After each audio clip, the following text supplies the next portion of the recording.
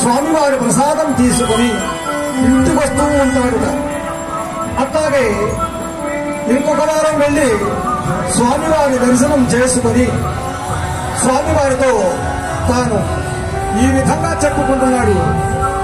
ఇవి తన మాటల్లో,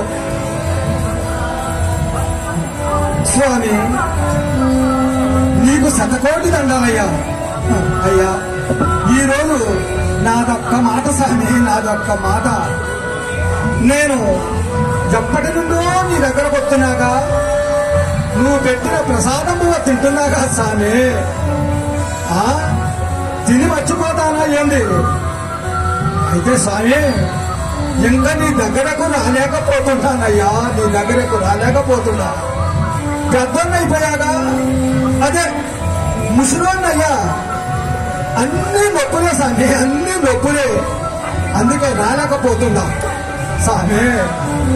మరి నువ్వైనా మా ఇంటికి రావచ్చుగా, నేను పెట్టే బువ్వ తినొచ్చుగా స్వామి. ఏడి అన్నంలో ఎన్నపూస వేసి పెడతానులే స్వామి, అందులో ఆవకాయ వేసి పెడతాండి. ఉన్నదాంతో ఏ లోటు చేయండి స్వామి.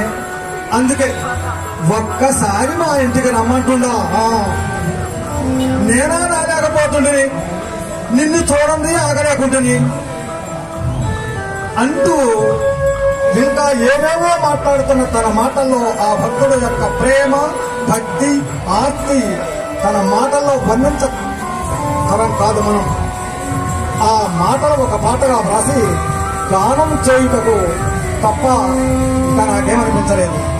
ఇది ఒక అదృష్టంగా భావిస్తూ ఈ వేదికపై గానం చేస్తున్నాను.